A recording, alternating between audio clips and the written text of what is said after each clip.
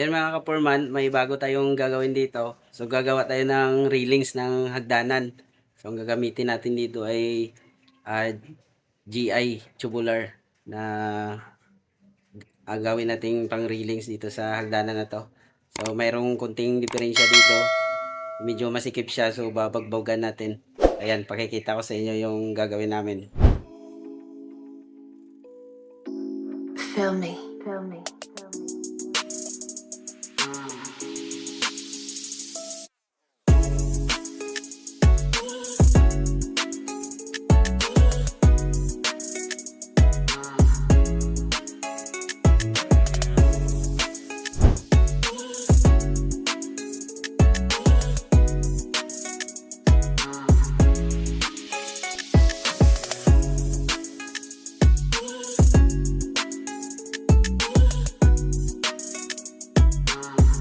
So ayan mga ka-foreman, yan yung gawa natin ng railings itong hagdanan na to.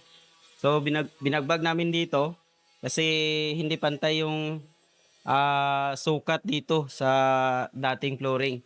Itong flooring na to ay dati na itong flooring na to bago kami dumating dito. At yung ginawa lang namin ito, itong hagdanan na to mga ka-foreman. Yan, kami yung gumawa nito. At pagkatapos, tinibag namin itong buhos dito kasi hindi siya tugma. Kasi yung size na kinuha natin sa paggawa ng hagdan ay 1.2 meters ito. At doon sa itaas hindi umabot ng 1.2 meters. So tinibag natin para paglagay natin ng railings dire-diretso papunta doon, hindi mabangga doon sa may slab. Dati na yung flooring mga kapurman.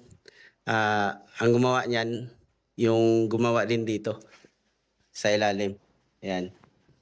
So sa atin, ang ginawa lang natin itong hagdanan. At ngayon, gagawa tayo ng railings. So kaya ayan, pinafinishing natin yung tinibag natin dito para gumanda naman bago tayo mag gawa ng railings dito gamit ang GI tubular. So ayan mga ka-foreman, ang ginawa namin mula dyan sa hagdanan at itong nasa taas kung makikita nyo. Ayan, may dalawang unit dyan na tapos na. At mayroon pang apat dito na hindi pa natapos. At mayroon ding residential doon na kwarto. Bali, 8 sana ito sa taas pero ginawang residential yung dalawang unit doon. So magiging 6 lang ito yung pinaparintahan. So 6 yan. So may 4 na hindi pa natapos at ito yung natapos na unit. So pasilip lang ito mga ka-foreman. Nakalak pala. So ayan. Makikita nyo ito mga ka-foreman, na-vlog na natin ito. So makikita ito sa iba nating mga video. Feel me. Feel me.